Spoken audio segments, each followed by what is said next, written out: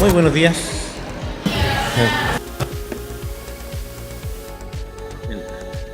Mi nombre es Alexis Rebolledo, soy el editor científico del SEC. Les doy la bienvenida, gracias por acompañarnos hoy en una mañana bien helada y lluviosa. Antes de comenzar nuestra tertulia del día de hoy, saludar a algunos colegios que nos acompañan hoy: el Hampton College, Liceo Técnico de Valdivia, Instituto Salesiano de Valdivia, San Luis de Alba, Instituto Comercial de Valdivia y muchos otros estudiantes de la Universidad Austral de Chile. Y agradecer también especialmente a aquellos que por iniciativa personal nos acompañan hoy en esta segunda tertulia del año. Les presento a nuestro expositor de hoy, Rodrigo Torres. Rodrigo es investigador del Laboratorio de Biología del Centro de Estudios Científicos. Durante el año 2010 se licenció en Ciencias Biológicas en la Pontificia Universidad Católica y el año 2017 obtuvo su doctorado en Biología Celular, Molecular y Neurociencia en la Universidad de Chile. Durante su formación, Rodrigo profundizó en la relación entre neuroquímica y conducta y posteriormente expandió su interés al campo de la neuroepigenética. Su trabajo relaciona neuroepigenética y conducta, buscando comprender cómo la experiencia determina cambios de expresión génica en neuronas. Es un tema apasionante que espero que todos aquí disfrutemos. Al final de la exposición de Rodrigo vamos a tener un tiempo para sus preguntas, comentarios. Voy a dejar entonces con ustedes a Rodrigo Torres, un aplauso para él, y su exposición ¿Quién aprende cuando aprendemos? Hola, ¿cómo están? Gracias por venir. Vamos a hacer un viaje súper largo para comprender cómo funciona nuestro cerebro en su aspecto más básico para permitirnos esta cosa tan misteriosa que hace mucho se considera como un misterio, que es la memoria y el aprendizaje.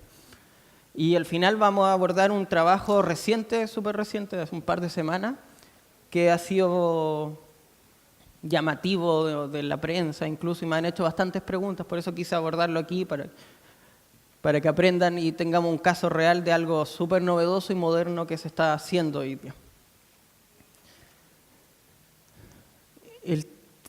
Vamos a abordar entonces una serie de conceptos que son complejos y lo vamos a ir viendo con ejemplos. La idea es que también vean cómo se trabajan estos conceptos en el laboratorio, cómo se hacen los experimentos, para que tengan una idea cómo se hace, que esta cosa no es mágica, sino que hay experimentos detrás y cómo se interpretan estos datos. Lo primero que necesitamos saber entonces es qué entendemos por aprendizaje y qué entendemos por memoria.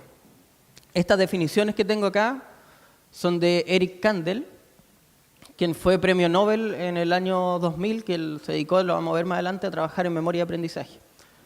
Y él define aprendizaje como un proceso por el cual adquirimos conocimiento acerca del mundo. Y por memoria es el proceso por el cual este conocimiento del mundo es codificado, almacenado y recuperado. Aquí es importante destacar que la memoria consta de estos tres pasos: codificación, almacenamiento y recuperación. Es decir, que si yo obtengo información del medio, esa información tiene que ser codificada en, por así decirlo, en idioma de neuronas. Las neuronas no hablan como nosotros. También tiene que ser almacenado, que puede ser una estructura particular del cerebro o varias, y posteriormente recuperado en el momento que yo necesito la información. Problema en cualquiera de estas tres etapas, nosotros simplemente los vemos como problema en la memoria. Si yo a alguien le pregunto, ¿qué hiciste ayer? Y dice, ¿sabes qué? No sé, no me acuerdo. ¿Qué pasó ahí? Fue que ayer, cuando estaba haciendo las cosas, la información no fue codificada, por ende preguntarlo hoy día es inútil porque nunca lo codificó, o quizás lo codificó pero no lo almacenó. O el otro caso es que quizás sí lo almacenó, pero hoy día cuando le pregunto qué hiciste ayer, no es capaz de recuperar la información que sí está en su cerebro. Cualquiera de esas tres fallas nosotros simplemente lo vemos como problemas de memoria, pero son etapas muy definidas y que tienen procesos celulares distintos y cada uno súper complejo. Y distinguir entre estas cosas es bastante difícil y hoy día se puede hacer. El ladrillo fundamental de la memoria y el aprendizaje en nuestro cerebro es la neurona. Acá tenemos un dibujo básico del libro de qué es lo que es una neurona. Tenemos una región que es el soma, el cuerpo celular, donde está el núcleo. tenemos aquí como una especie de ramificaciones que se conocen como dendritas, y tenemos un axón que es bastante largo, que puede llegar a atravesar incluso prácticamente todo el cerebro. El axón más largo que tenemos nosotros, el que llega hasta la punta del dedo del pie, que debe tener un metro, puede tener, es las ballenas. Imagínense, el axón puede ser gigante, de 10 metros, sobre 10 metros. Y el axón también termina en ramificaciones prácticamente similares a este árbol de acá adelante, que es dendritas. Ahora, ¿cómo se ve esto un poquito más real? Tenemos este dibujo de Santiago Ramón y Cajal, que también fue un premio Nobel. Él se ganó el premio Nobel por hacer estos dibujos. ¿Por qué solo por hacer los dibujos? Porque lo hizo con una cantidad de detalle increíble y haciendo uso de técnicas que eran bastante complejas para la época. Acá está el soma. Todas estas ramas que vemos por aquí son las dendritas que estaban representadas acá. Estas que están acá arriba también son dendritas. Aquí hay una cosa arquitectónica que es súper bella en el cerebro, que es, dependiendo dónde están, por ejemplo, estas dendritas acá arriba pueden estar haciendo conexión con neuronas que vienen de alguna región particular del cerebro, mientras que las dendritas que están acá pueden estar haciendo conexión con neuronas que vienen de otra zona del cerebro. ¿Y el axón aquí dónde está? ¿Alcanzan a ver? El axón está acá, no se alcanza a ver completo, pero si se fijan es bastante más delgado, no es tan gordo como lo que se ve acá, sino que es sumamente delgado, y por supuesto que este axón se puede proyectar bastante a distancias considerables dentro del cerebro. Entonces, esto para que tengan una idea de la complejidad del árbol dendrítico que puede tener una neurona. Esto es como se ve en cerebro ratón, la misma tinción que ocupó Santiago Ramón y Cajal. Él fue capaz de este árbol, de este enredo de neuronas que se ve, elegir una, mirarla con detalle y dibujarla al nivel que la vio él. Esto en ratón, esta estructura que está acá, por ejemplo, del hipocampo, que es una estructura que participa en memoria y aprendizaje activamente. Por ejemplo, la corteza, aquí si se fijan, hay esta capa súper oscura, es porque en esta capa se forman muchas conexiones de todas estas neuronas que están acá, y se forman estas láminas columnares que se ven aquí. Si miramos con un poquito más de aumento una neurona, podemos ver aquí, tenemos el soma, esto que está aquí, ahora sabemos que es dendrita, no axón, el axón es mucho más delgado, de hecho no lo vemos acá. Y estos que están acá son las dendritas. Si se fijan, las dendritas no son lisas, sino que tienen estas rugosidades que están acá. Esas rugosidades se llaman espinas dendríticas. Cada una de esas espinas dendríticas es el lugar físico en donde dos neuronas pueden conversar, en donde ocurre la sinapsis.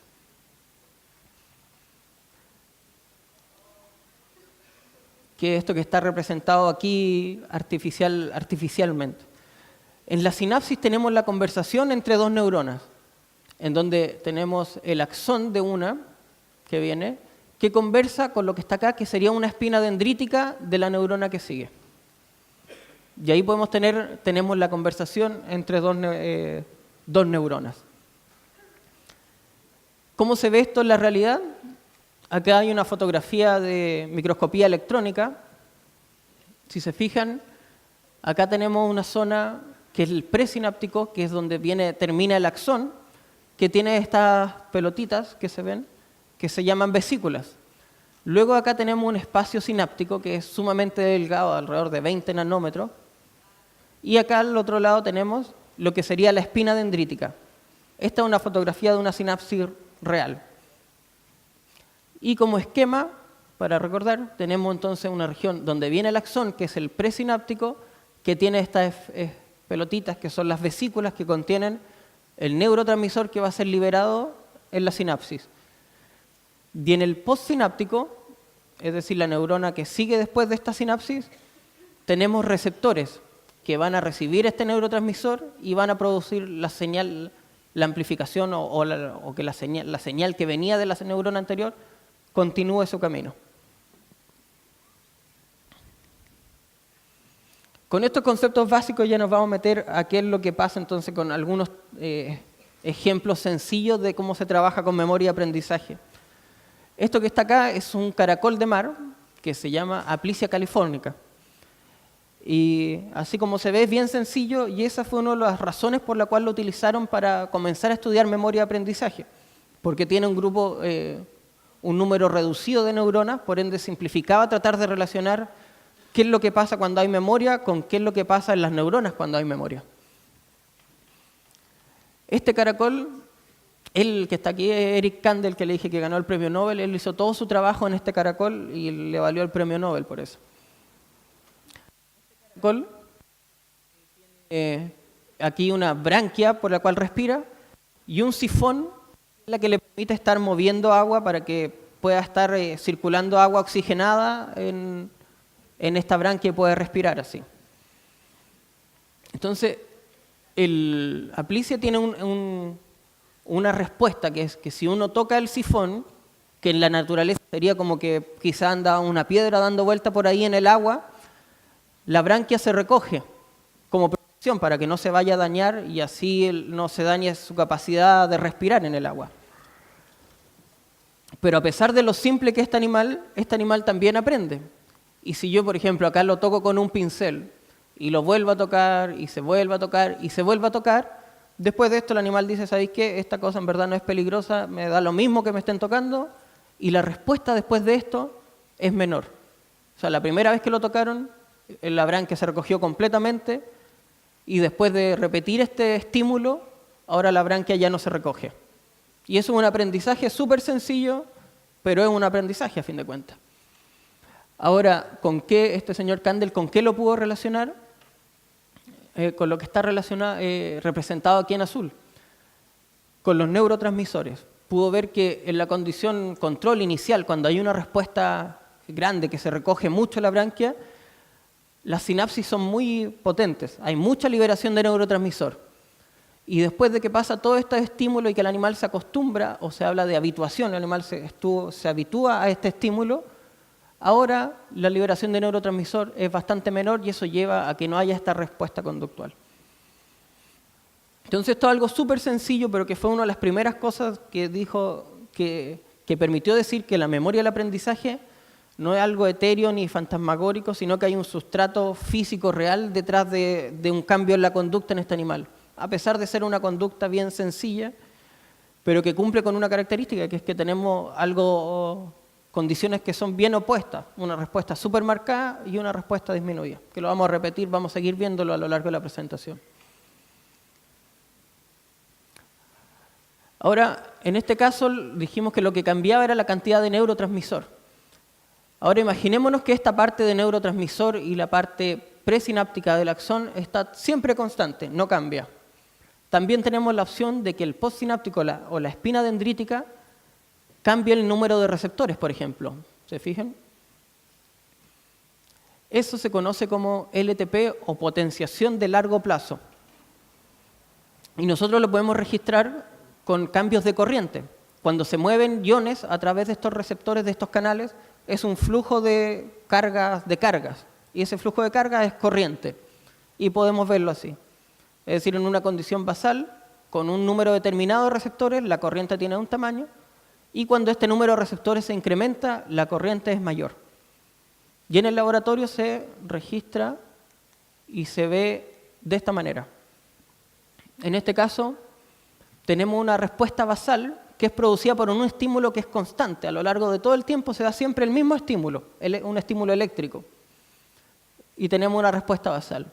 Y aquí en un momento damos un pulso de actividad fuerte y que es coincidente entre el pre y el postsináptico. Estimulamos de los dos lados.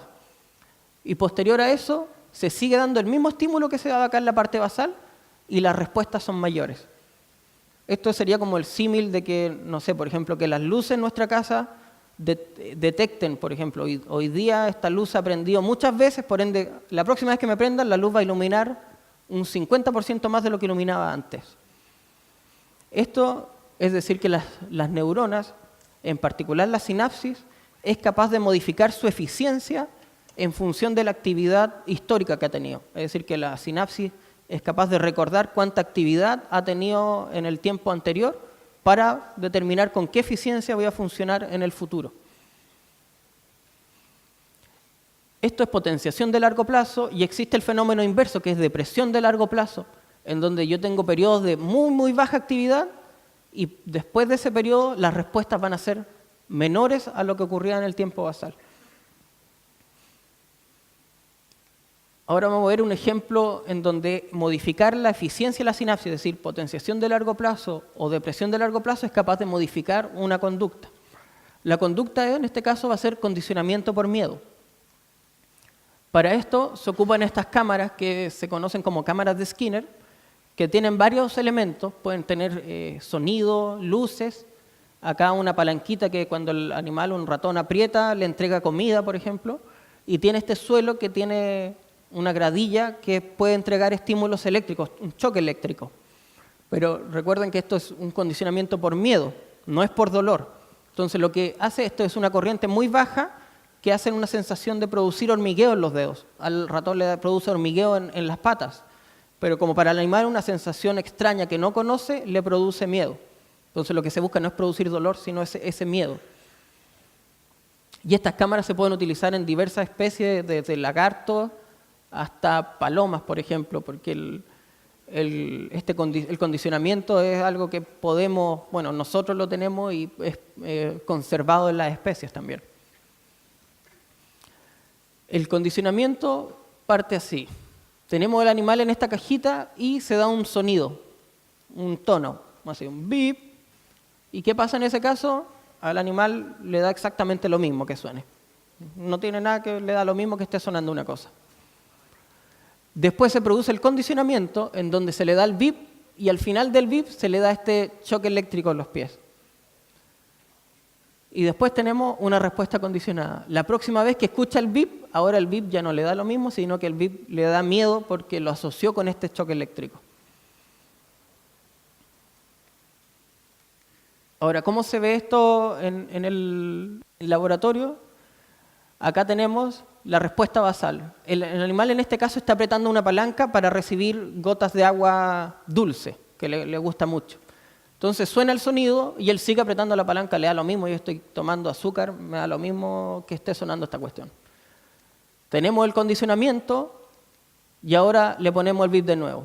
¿Qué es lo que pasa? Está tomando azúcar feliz y cuando escucha el bip que está en este periodo de tiempo azul, deja de apretar la palanca.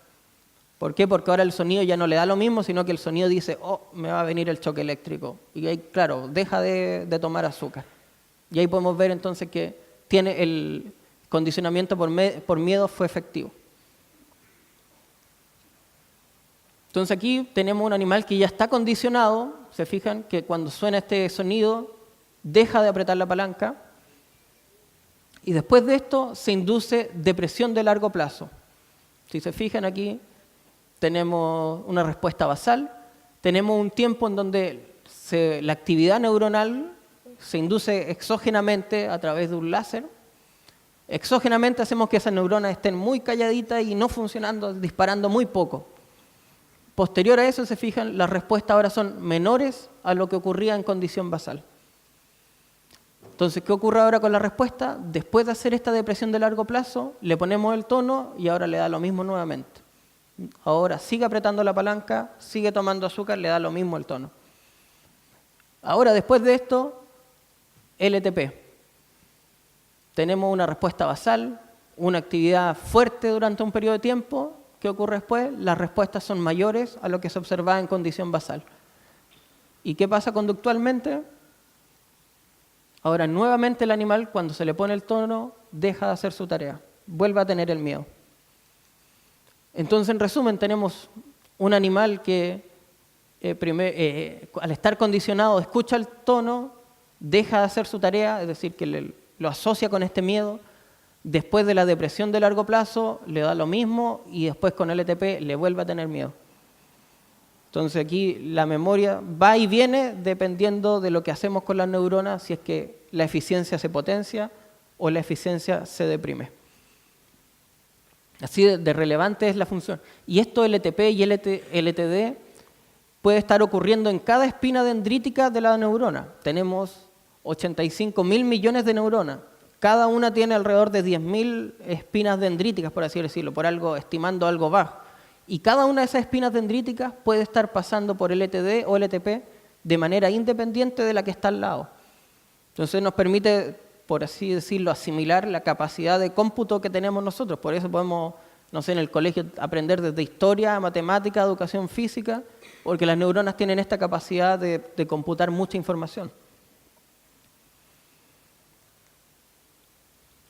Ahora vamos a hablar de las espinas dendríticas, cómo se pueden modificar. El modelo que les voy a contar aquí es preferencia de un lugar condicionado. Esto es una caja que tiene estos dos ambientes donde el ratón puede elegir libremente si va al lugar blanco o al lugar oscuro. Los ratones son animales nocturnos, entonces su preferencia natural es el lugar oscuro. Además ahí se sienten más protegidos, sienten que están escondidos como en su madriguera. Entonces si vemos cuál es su preferencia en condición basal, el animal prefiere el lugar oscuro antes que el lugar blanco. El lugar blanco va un poco, pero es solo visitar para explorar. Ahora, ¿qué pasa si al animal lo ponemos en el lugar blanco y además le damos un pinchazo? Le inyectamos algo. Obviamente sigue prefiriendo el lugar oscuro y el lugar blanco se produce una preferencia negativa, es decir, una aversión. Que lo poco que visitaba el lugar ahora ya ni siquiera lo visita, evita ir a ese lugar. Porque obviamente a nadie le gusta que vayan, te agarren y te pinchen ahí. Ahora, ¿qué pasa si en el lugar blanco le damos una inyección con droga? Ahí sí que le gusta el lugar blanco. Cuando él asocia este lugar blanco ahora con los efectos de una droga, en este caso cocaína, él prefiere ese lugar. Entonces aquí nuevamente lo mismo que pasaba en el caso de Aplicia, que yo les dije, tenemos dos condiciones que son diametralmente opuestas, es lo mismo que tenemos aquí. Tenemos una condición basal en que el animal prefiere el lugar negro versus una condición posterior en donde prefiere el lugar completamente opuesto. ¿Y qué es lo que hay detrás de esto? Bueno, hay un sistema en el cerebro que es el blanco de las drogas, que se conoce como el circuito mesocórtico límbico, y en particular, por ejemplo, el núcleo accumbens, que es una región que participa de la adicción a drogas. Cuando ocurren estas inyecciones con droga, si se fija, hay un incremento en la cantidad de espinas dendríticas. Y cada una de estas espinas a la vez puede estar pasando por procesos de LTP, LTD, cambio en la cantidad de neurotransmisores, como vimos, para que vayan haciéndose la idea de la complejidad que hay detrás de todo esto. Entonces hemos visto varios mecanismos de memoria, por así decirlo, celular. Tenemos a nivel presináptico la habituación, que fue el ejemplo que vimos, que se habitúa y deja de liberar neurotransmisor. Existe el caso contrario, que es sensibilización, que se hace, uno puede responder con mayor fuerza ante el mismo estímulo. Mecanismos postsinápticos, LTP y LTD, en donde la eficiencia de la sinapsis es la que cambia. Y también tenemos que podemos cambiar el número de espinas dendríticas. Existen otros mecanismos que no sean solo en la sinapsis. De hace mucho tiempo se había propuesto que la memoria también tenía que almacenarse en otro lugar, que no fuera solo la comunicación. Y eso ahora recientemente se ha podido avanzar en esta línea de mecanismos no sinápticos. Y para contarle un poco de esto tenemos que partir por algo básico. Para contarles lo que es epigenética, tengo que partir por lo que es la genética. A modo muy resumido, porque si no estaríamos aquí un año conversando, la genética es simplemente nuestra información, es decir, la información que contiene nuestro ADN. Nuestro ADN contiene una secuencia, la cual puede ser transcrita en lo que es un ARN o RNA en inglés, y esto es traducido en proteínas. Y el ADN es el que contiene la información, es como el almacenamiento de la información. Nosotros provenimos, todos nos formamos a partir de una célula, y esa célula tenía una información genética que proviene mitad del padre y mitad de la madre, y con eso nos formamos completamente nosotros. ¿Están de acuerdo hasta ahí con todo? Entonces, pero aquí hay un problema que alguien hace mucho tiempo dijo, hace mucho tiempo se dio cuenta, dijo, o sea, todas nuestras células vienen de una célula que partimos con una misma información, y hoy día sabemos que todas nuestras células tienen la misma información. Por eso que, no sé, en el caso, no sé, de un asesinato, por ejemplo, y van al culpable, lo quieren identificar, lo pueden hacer con información genética, con un test de ADN. Y da lo mismo si el ADN viene del pelo, o viene de la sangre, o viene del pie. Todas las células tienen el mismo ADN. Y esta persona hace mucho tiempo dijo, oye, pero un pie es súper distinto a la cabeza. y no sé, y el cerebro es súper distinto al hígado. Entonces, ¿cómo puede ser que siendo que todas las células tienen la misma información y todas tienen este mismo proceso, todas van a llegar con la misma información, tenemos células que cumplen funciones sumamente distintas? Entonces, ¿cómo podemos llegar a eso? Que con la misma información tenemos una célula que forma un pie y tenemos otra célula que forma una cabeza. Entonces, él dio una respuesta teórica a este problema. Y él sugirió eso que está acá. Dijo, tiene que haber algo sobre la genética. Eso, así de simple. Tiene que haber algo que comanda la genética. Es como que estamos aquí, somos todos humanos, pero tiene que haber algo que diga, así como ya, tú vas a ser pie hoy día y tú vas a ser cabeza. Eso que está sobre la información genética, él lo llamó epigenética. Epi viene de sobre. Y lo graficó de esta manera. Bueno, él partió con una célula porque a él le interesaba en el desarrollo embrionario. Como de una célula podemos llegar a células que forman pie y a células que forman cabeza. Y dijo entonces, todas las células tienen la misma información, pero dependiendo de algo que él dijo, epigenética, que lo definió como este paisaje, esta célula puede llegar a este carril y quizás va a formar un pie, o puede desviarse por acá y caer acá, y aquí va a formar una cabeza. Entonces, este potencial, partimos todos con la misma formación y tenemos el potencial de formar 1, 2, 3 o 4 cosas diferentes. Ese potencial, él dijo, lo define algo sobre genética y lo llamó epigenética. Nuestra información genética está codificada en 4 bases, que son la timina, la adenina, la guanina y la citosina. Pero algunas de estas bases pueden modificarse, que por eso aquí está marcado en rojo. En este caso vamos a hablar de la citosina. La citosina puede ser modificada en el ADN mediante la adición de un carbono y 3 hidrógenos. Una modificación bastante pequeña que está representada aquí. Estas modificaciones es lo que hoy día se conoce como epigenética. Es decir, que en este caso la información genética no ha cambiado. O sea, si yo voy hoy día, mato a alguien y dejo mi sangre ahí, y mañana me identifican y me quieren identificar por ADN, aunque hayan ocurrido estos cambios de por medio, la secuencia sigue siendo la misma. Eso también nos permite comprender por qué somos tan distintos o por qué podemos tener variabilidad entre humanos. A pesar de que tenemos mucha coincidencia en nuestra información genética, todos somos claramente distintos y eso también juega un rol aquí la epigenética. Y por supuesto también en el desarrollo. En el desarrollo estas marcas van apareciendo y desapareciendo a medida que desde una célula vamos formando diferentes órganos. Estas marcas van apareciendo en el genoma. Una forma sencilla de verlo, pero que no es estrictamente correcta, pero que permite entender esto, es como que nuestro ADN es un libro. Y estas marcas epigenéticas determinan cuáles son los capítulos. Es decir, que todas las células tienen el libro completo, pero a una célula van a decir, tú vas a leer el capítulo pie, y tú vas a leer el capítulo cabeza. Y eso permite que a pesar de que las dos tienen la misma información, una va a formar pie y otra cabeza. Esos capítulos podría ser el símil de lo que hace la epigenética. Entonces tenemos la información que es el ADN y la epigenética distribuye qué partes de la información leer, por así decirlo. Lo interesante de estas marcas epigenéticas es que son dinámicas, es decir, pueden aparecer y desaparecer en el tiempo, así como lo hacen en el desarrollo. A pesar, cuando ya somos adultos, esas marcas pueden seguir apareciendo y desapareciendo a través de una serie de enzimas. En las DNA metiltransferasas, que son transferasas de grupos metilo, que es la modificación, son capaces de incorporar estos grupos metilo en citosina, es decir, metilar citosina en el ADN. Y otro grupo de enzimas, que se llaman translocadoras 10-11, o TET en inglés, son capaces de borrarlas. Eso ocurre en el cuerpo, o sea, durante el desarrollo ocurre bastante bien dinámico, pero en el cuerpo adulto no ocurre tanto y se pensaba que ya no pasaba más. Pero hay un tejido en el cual ocurre bastante y es súper importante. ¿Se le ocurre cuál? En el cerebro.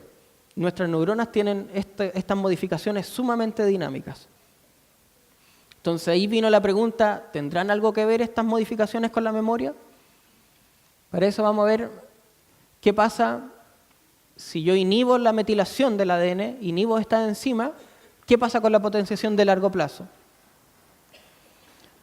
Aquí tenemos un registro de LTP, tal cual como les mostré en el ejemplo. Tenemos una respuesta basal. Y después en una condición control en negro, se fijan, las respuestas son mayores a la condición basal en el tiempo. Ahora sí, en este en blanco está el mismo experimento, pero ahora con una droga que se llama 5-acetidina, que lo que hace es inhibir la metilación del ADN. Es decir, que el ADN ahora está imposibilitado de tener estas marcas rojas. ¿Qué ocurre con la potenciación? Hay potenciación durante un tiempo, 1 hora, y después la potenciación cae. Si recuerdan el ejemplo del ratón con LTP y LTD, ¿qué pasaría aquí con la memoria de ese animal? ¿Qué pasaría con la memoria aquí si es que las células no pueden tener potenciación de largo plazo? Ahora el caso inverso. ¿Qué pasa si no tenemos estas enzimas TET, estas translocadoras que lo que hacen es quitar estas marcas? Es decir, este ADN va a tener metilación, pero no va a ser capaz de remodelar, no va a ser capaz de quitar estas marcas. Aquí les voy a contar de extinción de memoria. Se basa en el mismo condicionamiento por miedo, en el cual el animal aprende, asocia el tono con este choque eléctrico y le produce miedo. Ese miedo se puede ver como lo que está aquí, que es freezing. Freezing es congelamiento, es decir, que el animal escucha el tono y se queda así quietito esperando, y dice, ahora me va a llegar el shock, y se queda quietito y ya pasó. Ahora, ¿qué pasa si yo hago eso mismo, pero al final no le doy el shock? Entonces el animal escucha el tono, se queda quietito y dice, ahí viene el shock, y dice, hoy no pasó nada. Y después lo hago de nuevo, viene el shock, y dice, hoy tampoco pasó nada. Y eso lo puedo repetir y repetir hasta que al final el animal dice, ya sabes que me da lo mismo el tono porque no me dan shock. Eso es extinción de la memoria. No es lo mismo que olvidar, ojo, que no es lo mismo que hoy yo aprendí algo hace 10 años y se me olvidó ya, es un olvidar pasivo. Esto es algo activo, el animal las neuronas tienen que hacer un esfuerzo por extinguir esa memoria. Entonces, ¿qué es lo que ocurre? Al comienzo el animal tiene un alto porcentaje de congelamiento porque tiene bastante miedo. Y después de que lo repetimos mucho, el sonido sin darle el shock, el porcentaje de freezing o congelamiento disminuye, es decir, que el tono ya casi le vuelve a dar lo mismo.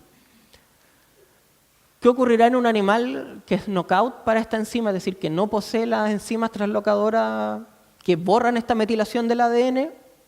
El animal aprende similar a lo que pasa en el control. ¿Qué se imaginan que ocurre acá después de la extinción? ¿Qué podría pasar? El animal se queda pegado acá. Es decir, que el animal aprendió algo y si no puedo remover esto, el animal se queda pegado en esta condición del miedo, que podría ser un símil de un estrés postraumático, por ejemplo, cuando ocurre una experiencia muy traumática y no te la puedes sacar de la cabeza, aquí pasó. Entonces, al parecer, necesitamos que haya metilación del ADN para aprender algo, porque si no, por ejemplo, la potenciación, no hay potenciación. Y si queremos olvidar algo, tenemos que remover estas marcas en el ADN, si no nos quedamos pegados y no podemos olvidar. No es tan sencillo, pero por ahí va la idea.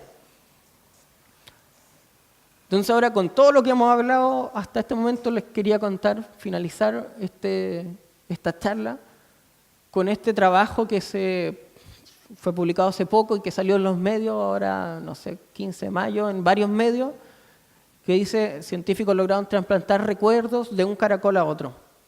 Así que aquí vamos a aplicar de prácticamente todo lo que hemos hablado en la charla.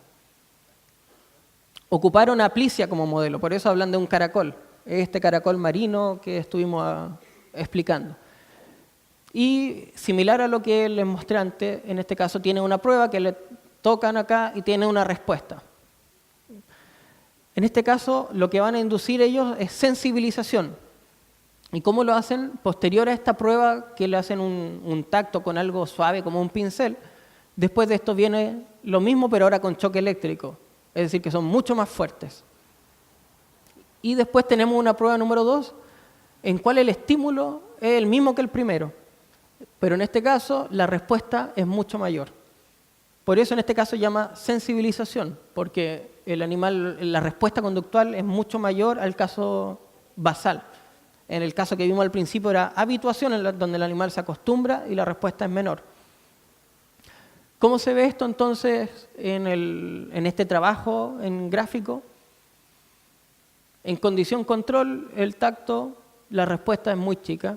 Y después de este entrenamiento con corriente, hacemos el mismo tacto delicado con un pincel y la respuesta es mucho mayor. Eso es un animal sensibilizado a este estímulo. ¿Qué hicieron ellos? Tomaron de los animales, disectaron las neuronas y de las neuronas extrajeron el RNA.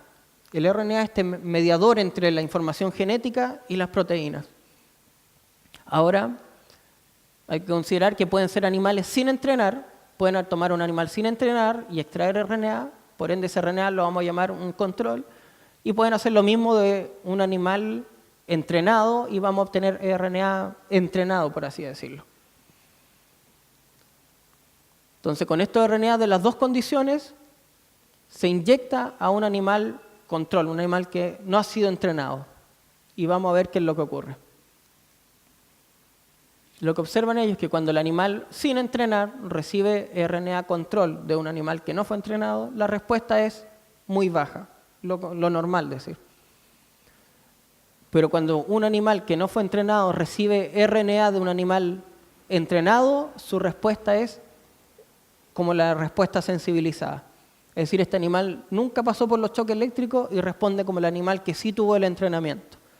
Entonces, esto es lo que en los medios le hacen, o lo que destacan, que es la transferencia de memoria. Es decir, que este animal nunca aprendió, nunca pasó por esa experiencia, pero se comporta como si lo hubiese vivido. Pero este trabajo también tiene una arista que va un poquito más allá, que es lo que encuentro más interesante.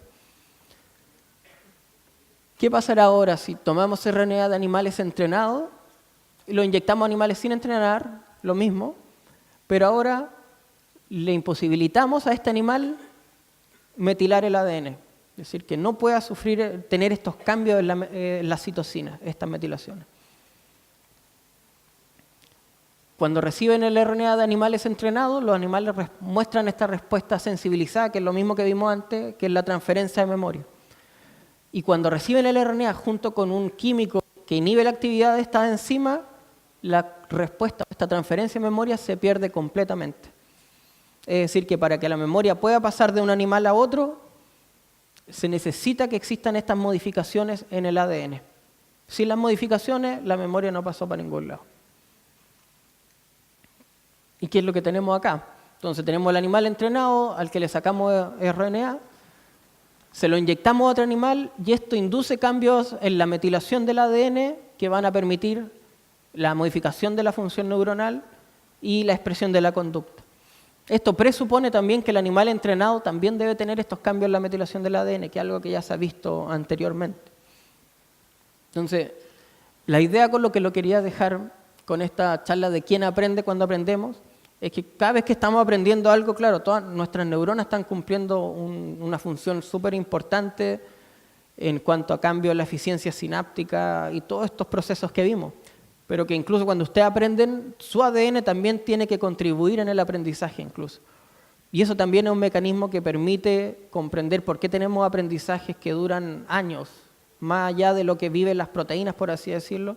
Tenemos aprendizaje, no sé, de cuando aprendí a andar en bicicleta, hoy día, bastantes años después, todavía lo tengo y esas cosas, el hecho que estén almacenados junto con la información genética hace sentido porque lo necesitamos mantener en el tiempo. Entonces, con eso quería dejarle esta vista moderna de cómo se almacena la información o la memoria de una manera no sináptica que incluso involucra a nuestro ADN, a nuestra información genética.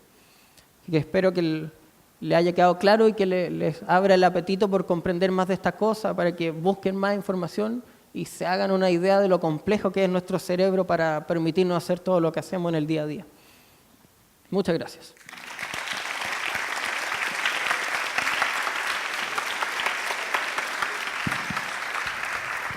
Bien. Te entregamos la palabra ahora entonces para eventuales consultas. Por allá tenemos. Hola, súper interesante tu charla y lo que estuve pensando todo el rato fue si has leído investigación que pone al servicio de un sistema educacional este tipo de información. Por ejemplo, cómo desde el punto de vista de la metodología metodología de enseñanza de un profesor, podemos generar metilación para que haya potenciación de largo plazo. O sea, no sé si hay estudios que ya estén buscando poner, o sea, en el fondo, cómo poder metilar para tener esta potenciación y en el fondo mejor desempeño, desde el punto de vista de alguien que enseña. No sé si has leído, si hay investigación de eso. Mira, hay bastantes cosas que se saben al respecto y que permiten mejorar rendimientos, por ejemplo. Con metilación en particular, esto es algo que está bastante, o sea, es bastante moderno en la ciencia. O sea, hay mucha información ya, pero así como para traducirlo en humanos se ha estudiado, por ejemplo, en casos de experiencias traumáticas, por ejemplo, lo que más se estaba empezando a abordar. Pero sí hay manipulaciones que son bastante sencillas, porque son algo complejas de implementar, por ejemplo, en la sala de clase, pero hay formas de consolidar aprendizaje de cosas bien sencillas, por ejemplo, dormir. Dormir permite consolidar memoria y aprendizaje de manera mucho mejor que sin dormir. Y de eso hay trabajo, y hay trabajos con alumnos, y hay bastantes cosas. Entonces, si hay información y hay cosas sencillas que se pueden hacer que favorecen el aprendizaje en la sala de clase. Ahora, con este nivel de metilación, todavía no, y hasta me preocupa el día que empiecen a aparecer drogas que digan, oye, yo favorezco la metilación, vaya a aprender más, porque aquí esta cosa es una versión bastante resumida y sencilla. Pero también hay regiones, por ejemplo, de nuestro genoma que tenemos que tenerlo metilado para apagar genes, por ejemplo. No queremos que nuestra cabeza de repente se transforme en un pie, por ejemplo. Estas cosas de metilación están metidas bastante en cáncer también. El hecho que una célula adquiere un tipo de fenotipo o una conducta embrionaria de querer formar un tejido nuevo de la nada, la metilación está metida ahí también.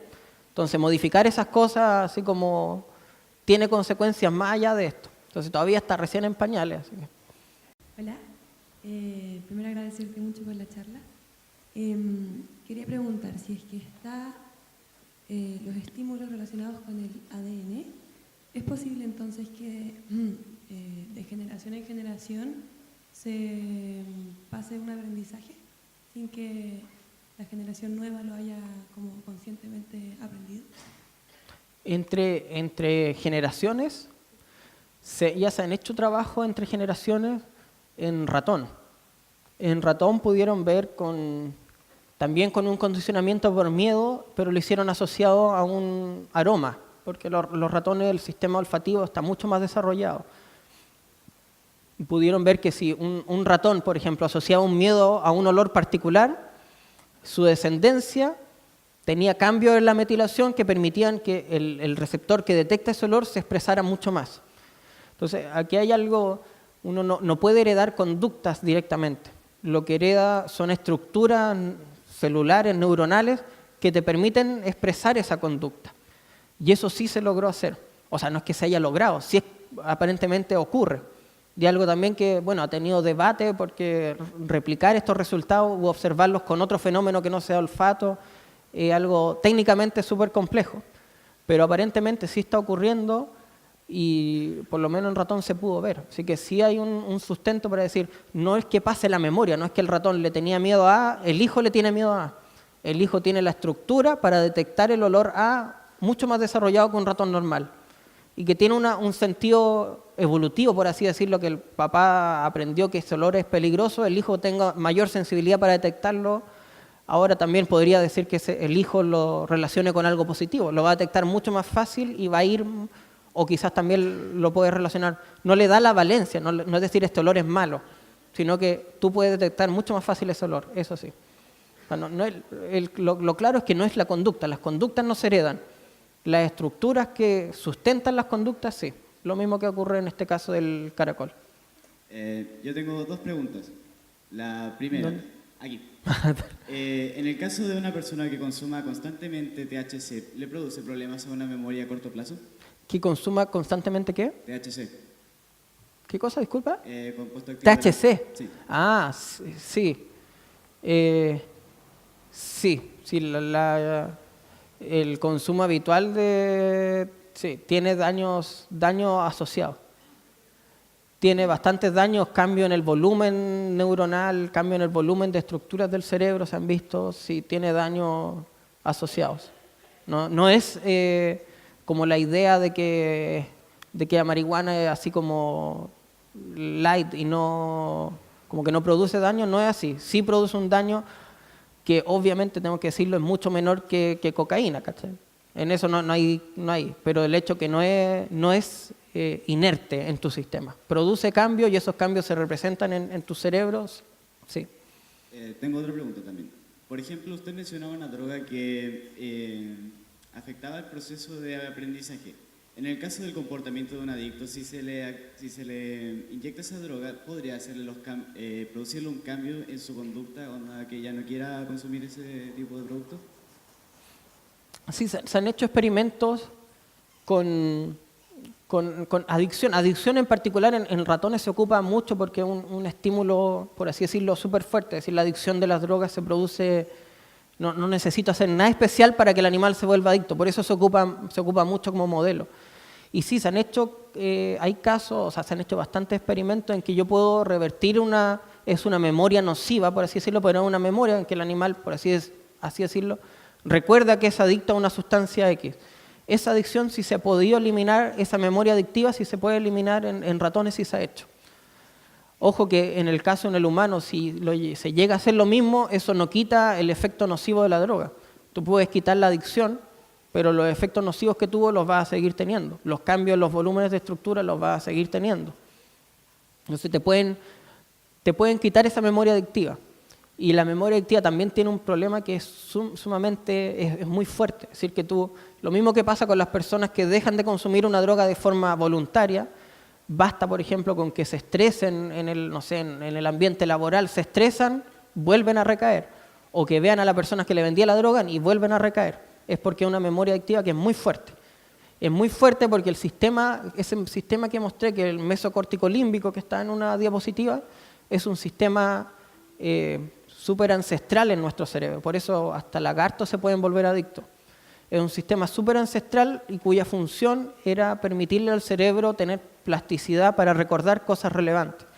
Ese sistema se activa en condiciones naturales con comida, por ejemplo. La idea era que el animal, si está buscando en el ambiente, está todo el día recorriendo, de repente encuentra comida, este sistema se activa y le permite recordar dónde fue que encontró esa comida. Entonces, las drogas secuestran este sistema que es súper antiguo y es capaz de controlar todo el resto de las otras conductas. Porque en condición natural su pega era esa, era decirte hay que comer y este sistema te dirige esa conducta a encontrar esa comida que alguna vez encontraste. En el caso de las drogas te secuestran este mismo sistema y lo utilizan para encontrar drogas solamente. Por eso, sí, se puede borrar esa memoria adictiva, pero esos cambios que habían detrás no los va a perder. Hola, me presento. Soy Isabel, profesora de lenguaje del Instituto Comercial.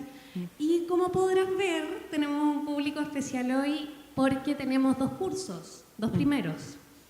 Y en realidad mi pregunta es básicamente en relación a los niños que nos acompañan y me gustaría preguntarte cómo nos podrías, digamos, contar de tu charla y resumir la información en conceptos que los niños puedan apropiarse. Porque la idea, chiquillos, es que después ustedes escriban un texto informativo sobre lo que se habló en la charla. No quiero nada de Así que eso más que nada, si nos pudieras como comentar para que los niños entiendan cómo se genera su propio aprendizaje y cómo su memoria toma lo que ellos aprenden. Así que eso, muchas gracias. O sea, mi objetivo personal era que quedaran con esta idea que cuando estamos aprendiendo, lo que sustenta ese aprendizaje de partida que no es algo misterioso, sino que hay cambios en funciones de células detrás de esto. Y que esas funciones se pueden modificar también en laboratorio a voluntad y que en el caso que nosotros seamos capaces de tomar en el caso del caracol, por ejemplo, tomamos la función celular de un animal que sabía algo, tenía un conocimiento A, yo en un animal B imito la función celular de ese animal y voy a tener una expresión conductual similar que nosotros interpretamos como memoria también. Y bueno, finalmente que hasta el ADN contribuye en esto y que lo que nosotros consideramos como nuestra información genética, que parecía algo como tan tranquilo e inmutable que lo necesitamos constante en el tiempo, en realidad también está cambiando, sin cambiar la secuencia, pero sí se está modificando y eso permite tener, que contribuye también a la memoria y al aprendizaje. O sea, al nivel que tiene que almacenarse la información que estamos adquiriendo, incluso llega a nuestro ADN. Buenas tardes. Primero que nada, agradecer la instancia y felicitarte por la exposición. Uno sabe que es una buena exposición cuando deja más preguntas que respuestas. Esa es la idea, está bien. Entonces, bajo también esa lógica, quisiera preguntarte acerca de la ética científica que se está manejando ahora. Si bien sale un poco del tema, pero a mí me parece bastante interesante, ya que a nivel histórico, claro, la ciencia ha funcionado de cierta forma, pero a veces personas con malas intenciones toman estos avances y lo transforman en otras cosas. Ahí tenemos la doctrina del shock, por ejemplo, que se utilizó en economía. Básicamente es lo mismo que estábamos viendo, se aplica desde la psiquiatría que aplicaron los nazis hasta todo lo que es el aprendizaje por experimento de Pavlov, Skinner, etc. Entonces, sobre lo que tú hablaste, que es bastante nuevo, también dijiste que se está avanzando en esa dirección, me parece un poco preocupante el hecho de que se puedan insertar recuerdos, ¿no es cierto?, en un caracol primero, ya ok, ese es el avance, pero más tarde ¿qué?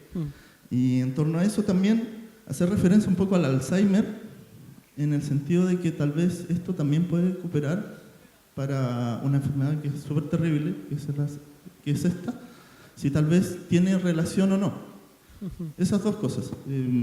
Ética, a nivel de ética científica, ¿cómo manejan ustedes esto? Porque es una información súper relevante que puede ser utilizada de forma, no de la mejor forma posible, ¿no es cierto? Y acerca de lo que es, si es que tiene que ver con, podríamos mejorar las condiciones de las personas que tienen Alzheimer. Entonces, Sí, yo, bueno, como dije en la charla, a mí en verdad me da miedo estas cosas como que, o sea, que empiecen a aparecer drogas para potenciar la memoria, por ejemplo. Creo que algo súper, o sea, que en algún momento se va a tener que tratar como normar estas cuestiones, porque ahora sale mucho, algunas cosas sin sustento científico, otras con, pero aún así, a pesar de que tenga el sustento científico, el comprender a cabalidad todos los cambios que hay detrás de esto, va a llevar mucho tiempo. Aquí, por ejemplo, este trabajo ven la parte electrofisiológica, la función neuronal, pero todo lo que más atrás de eso tiene que haber un montón de información que todavía desconocemos. Ahora, que llegue esto al humano todavía falta bastante. Por lo menos científicamente hablando, puede que las empresas empiecen a sacar cuestiones para eso, que es lo que me da miedo todavía. Y en cuanto a aplicación al humano, ya gracias a cosas similares a esto se ha podido ver, por ejemplo, si te recuerdas de las 3 etapas de la memoria que hablé, de codificación, almacenamiento y recuperación, que por ejemplo en Alzheimer lo que se ha visto en modelo es que lo que está alterado en sus primeras etapas es la recuperación de la información, porque podía ser que tuviera problemas en la codificación, en ese caso la cosa es más compleja. Pero al parecer, y lo que la evidencia sugiere hasta ahora, es que nosotros codificamos prácticamente toda la información que está a nuestro alrededor y lo que se filtra es qué es lo que podemos recuperar. Y en Alzheimer se ha podido hacer recuperar la memoria a ratones fortaleciendo la sinapsis, o sea, las neuronas que tienen la información. Si las neuronas tienen la información, pero cuando tú le dices, oye, ¿qué fue lo que hiciste?, no son capaces de activarse de manera natural. Y si esas neuronas las refuerzan de manera artificial, sí son capaces de expresar la conducta. O sea, en cuanto a conocimiento, se ha avanzado harto. Lo que pasa es, como tú dices también, que genera un montón de preguntas detrás y un montón de mecanismos que desconocemos todavía. Pero yo creo que va para el lado de que va a llegar a aplicarse al humano, yo creo que sí. Va a pasar tiempo, pero yo creo que sí, porque son grandes pasos. O sea, en los últimos 50 años la memoria pasó de ser algo etéreo, una cuestión media fantasmagórica, a ya tenerse este nivel de control sobre la memoria. Entonces ya pronto se va a poder dar el paso de ayudar al humano con esto, por lo menos. Hola, gracias por tu presentación. Mi pregunta va a lo siguiente. en este auge que hay ahora de las tecnologías de edición genética, como el CRISPR y otros, suponte en un futuro, como, no sé, 20, 30 años más, con este tipo de descubrimientos, ¿hacia dónde crees tú, en tu opinión, que debería avanzar esta tecnología? ¿Como en tratamientos o a qué sectores podría beneficiar este tipo de descubrimiento? En cuanto a memoria, a función, sí, o sea, hay empresas en general que ya están haciendo estas cosas que, así como que van a la par con los descubrimientos, las empresas ya están haciendo las cosas. Por ejemplo, hay en Estados Unidos una empresa que está produciendo virus con genes humanos, una batería, o sea, ojalá, están tratando de tener todo el genoma en virus, cosa que a ti te puedan infectar con un virus y darte los genes que necesites para diferentes enfermedades, por ejemplo. Yo creo que eso tiene que, o sea, no sé si el salto está siendo frenado o bueno, falta conocimiento, pero yo creo que para allá va la cosa. Para allá va la cosa en el decir que tú puedas recuperar la función de genes que pierdas durante tu vida, producto de cambios genéticos o epigenéticos, o producto simplemente de enfermedades que traías contigo. Yo creo que por ahí va la cosa para el futuro. Mi pregunta va más que nada, bueno, por lo que entiendo, una conducta está relacionada con un patrón de metilación, ¿verdad? Por lo que explicaste tú. Y ese patrón de metilación lo realiza esta proteína de MTG que tú contaste. Entonces, ¿qué controla esa proteína para seguir un patrón X? Por ejemplo, vemos un paisaje y que ese paisaje, no sé, se traduzca a información que la proteína, la DMTG, pueda ver como, estoy viendo un paisaje, memoria del paisaje, patrón de metilación X, ¿qué conduce a la proteína que metila? Porque de acuerdo a lo que veías del caracol, me da la impresión que lo que pasó ahí es el RNA que se traduce a esta proteína que sería del caracol A al B y que ese sigue un patrón de metilación X que llevó los recuerdos al siguiente caracol. Entonces, ¿qué dirige a esta proteína que realiza la metilación y sería el principal actor, digamos, de mantener los recuerdos en las neuronas? Sí, una buena pregunta. O sea, hay una parte que es lo que yo creo y otra parte que es lo que se sabe también. De lo que se sabe, que tiene una lógica, porque ellos inyectaron RNA, y no quise profundizar más en la charla, pero el RNA también es un RNA total lo que inyectaron, no solo mensajeros, también hay RNAs no codificantes. Y se sabe que las DNA metiltransferasas son capaces de acoplarse a RNAs no codificantes. Entonces, lo que se ha visto es que el RNA no codificante puede formar una estructura secundaria que va a tener una región de homología con una región del ADN y la región que forma el loop o estructura secundaria recluta la DNA metiltransferasa. Entonces, sí se puede dirigir metilación a una región particular del genoma. Entonces, yo creo que, o sea, en este trabajo lo que buscaron era eso, transfectaron RNA y probaron directamente inhibiendo la DNA metiltransferasa porque era su hipótesis. Yo creo que ese es el primer paso. Yo creo que el primer paso es que eso cambia la metilación de algunos genes que van a ser importantes y una vez que la función neuronal cambia y las neuronas están más activas o ocurren los cambios funcionales, vienen otra oleada de cambios de metilación, esa es mi idea, que va a ser dirigidos por actividad, por la actividad propia, es decir, que una neurona que está disparando más transcribe más algunos genes y ahí van a venir otra ola de cambios de metilación que... Entonces yo creo que los que vienen en el RNA es lo importante aquí, que ahí viene quizás una región, quizás muchas regiones, pero cambio la metilación en regiones particulares que son capaces de gatillar todo de ahí para abajo. O sea, ahí viene la especificidad de esto. Con lo que dijiste delante, me pareció que lo que acaban de decir puede ayudar con problemas de personalidad, de memoria, como ya habían dicho, y sobre el trastorno. Todo eso se puede alcanzar con esto que se está haciendo, ¿cierto? Sí, en ratón se han hecho trabajos, por ejemplo, con depresión, con bastante, ¿cómo se dice?, enfermedades del índole psiquiátrico, por ejemplo.